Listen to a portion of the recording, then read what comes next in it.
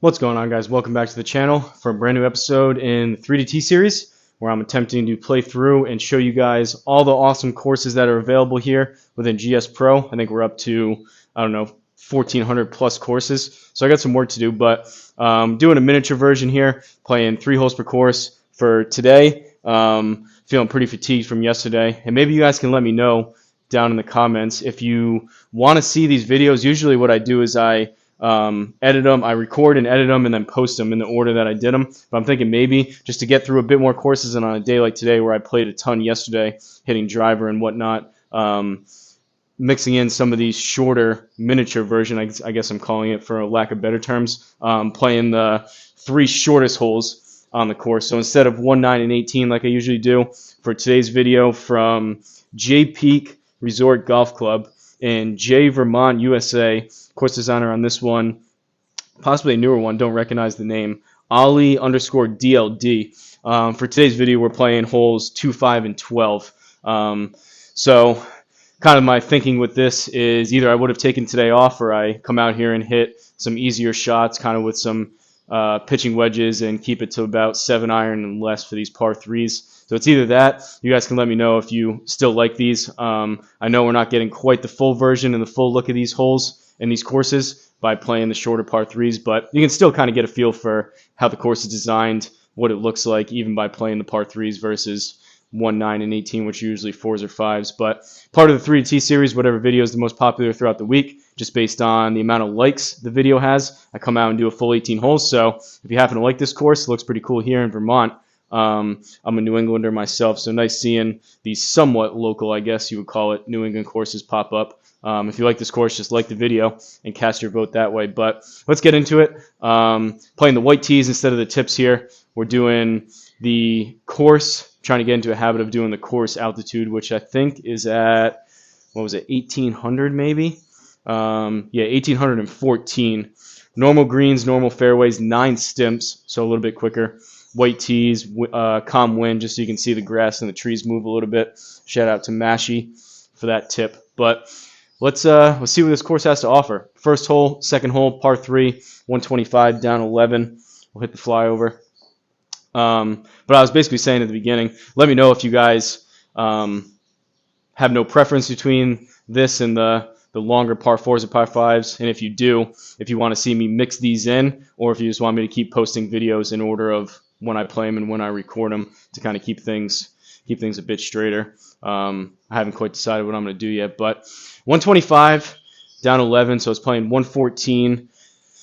We'll go about 3/4 pitch and wedge. We'll aim right there, and let's see if we can be at least even par, and with this more miniature version of the 3DT. Ideally, I'd like to be 1 to 2 under, but that remains to be seen. Thinking this may be the final video for today and kind of rest up a little bit. I have something planned for tonight, so I wanted to kind of come out here, get the body moving, take advantage of the warm stretch of weather we have here in the New England winter.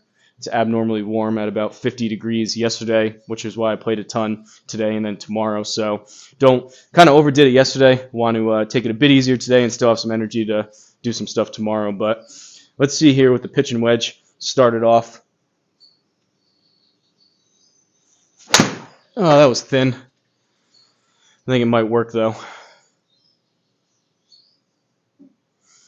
Going back to a little bit of a blend of my older swing with the Tommy Fleetwood. Probably looks a little bit more like my older swing, but the way my lower back was feeling, that takes a bit more energy and a bit more speed, bigger muscles, a little more, I guess, lack of better term, a little more torque on the back and the lower body doing that Tommy Fleetwood type of swing. So a little bit longer backswing, a little bit longer follow through. Just try to get a bit more distance and not swing quite as hard and down and through it as kind of that newer swing I've been working on. But leaves us with 17 feet, 10 inches, down 5 for birdie, 9 stimps, so 17 playing 12, and probably has a feel, probably hit this about 10 on the quicker stimps. Usually I think I'm pretty accustomed to about 8 stimps between GSPro and what I usually play locally on course. 8 seems about right in terms of speed, so these are a bit quicker, but I think maybe just outside that,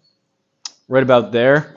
Maybe, and we'll see if we can possibly roll this in. If not, put it close to get off here with a par.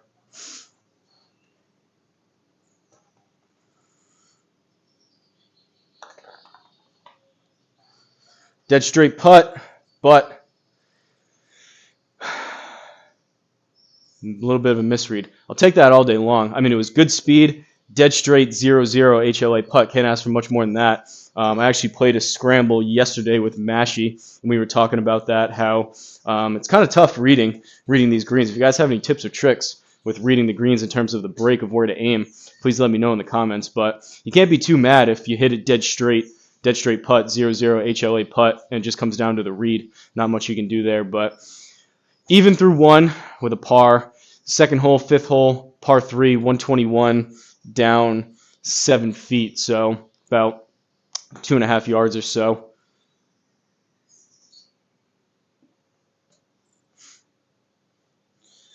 Let's aim right there. We'll go pitch and wedge again.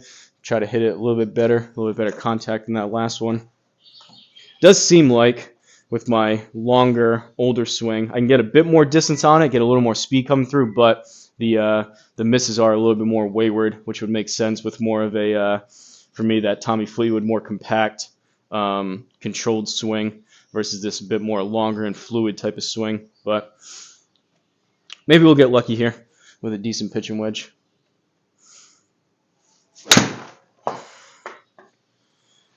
It's a better strike. I slowed it down a little bit, but with that extra 1,800 feet of altitude, 111 carry in the game, or in 111 raw carry from the square, 115 in the game, 120 right inside the inner circle for birdie. So we'll take that. Maybe this will be the route I go, taking some portions of that Tommy Fleetwood swing and incorporating it kind of back into my, I guess, a little more natural fluid swing, and maybe just gear down a little bit and swing a bit smoother. That was a pretty good strike and a pretty good result, so no complaints there. Brings us to 1 under through the two holes so far. Third and final hole, 12th hole, par 3, 123, up 10. So this one either has to be a fuller pitching wedge or a choke down 9. And because the pin is back left, I'm thinking pitch and wedge, just so if I actually connect on a 9, we don't come up too long. So we're playing out here, honestly just playing. I don't think I'll get it all the way there with this pitch and wedge, maybe, but just playing for the hopefully hit a green here and get on with today with a decent score.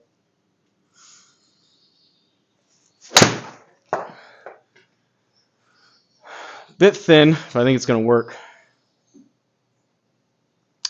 Low on the face, so it didn't go quite as far. Contact wasn't quite as good. However, 115, 110 with that slope. Left it was 112. Now we have, oh boy, a 30-foot putt. However, it's up 1 feet 10 inches, so that's going to play an extra 22 feet. So 30 feet 11 inches playing 52 feet 11 inches. Very much a hit and hope situation here. So it's working. You can see the ridge there that we got to go up. It's working left to right at the start, and then actually breaks the other way at the cup. So we'll go about there, and honestly, I'd be pretty happy with just the inner circle and take the par here. So 9 stimps. These are tough. These longer putts, these lag putts are tough to get a feel for.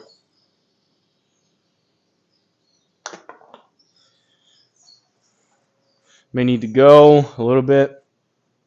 I get scared on those longer putts. My tendency is want to just step up and hit it pretty hard, but then I end up blasting it by, and especially with those 9 stips, I get kind of scared on those longer ones. But this is still a makeable par putt.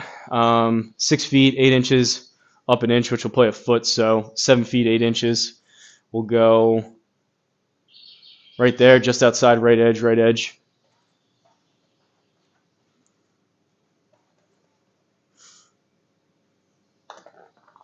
A little bit of a push, but we got it to work. All right, I think I aligned my square.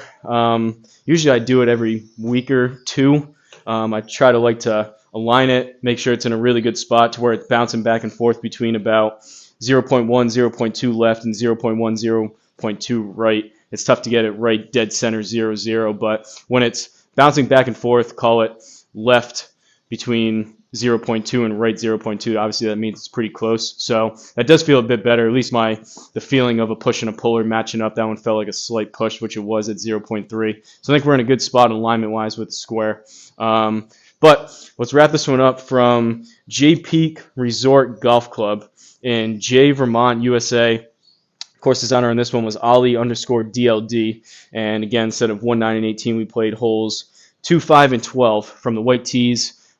Shortest holes on the course. Kind of save my back a little bit and still be able to record some videos and get them out for you guys to watch. But settings are down below. I know the left side's getting cut off, but they were normal greens, normal fairways, 9 stimps, so you can see the rest.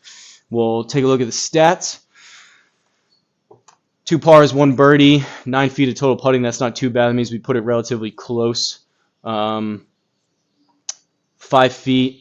Or 5 putts rather, 12 minutes on the gameplay, a little bit shorter. We hit 3 out of 3 greens in regulation, so we'll take that with a 1 under score all day long, and probably a good, I don't want to test my luck, go rest up, shut things down. I actually have something scheduled. I don't know if I mentioned that at this video or the one right before, but something scheduled for later tonight, so wanted to come out, get the body moving. I'm going to leave everything set up here, just turn the square off, turn the projector off type of stuff, and then rest up a little bit, get some food in me, and come out here and hopefully be able to swing driver with some type of speed and the rest of my irons. But hopefully you guys enjoyed it. If you have any course requests, please let me know down below. I like the quirky, kind of different style courses. A lot of these, don't get me wrong, these regular type of courses all look really good, but to me they kind of blend together. So kind of the fantasy courses, stuff along the lines of like Swiss Alpine Valley, Outpost 87. I like the fictional ones, or even the realistic ones that like Tobacco Road that are a bit different. I kind of like seeing stuff that catches your eye and stand out a bit more. But anything in between, whether it's your local course, world famous course, fictional, just let me know down below. And the goal here is with the 3DT series is to get through all of them eventually anyways. So probably like I've been saying today, kind of had the idea of shortening things up a little bit with the shorter holes and the closer tees. May get into a habit of doing this a bit more on the days that I'm not feeling 100%. So let me know what you guys thought, and shout out to the members. And like I always say, don't forget to like, comment, and subscribe, and I'll see you guys at the next course.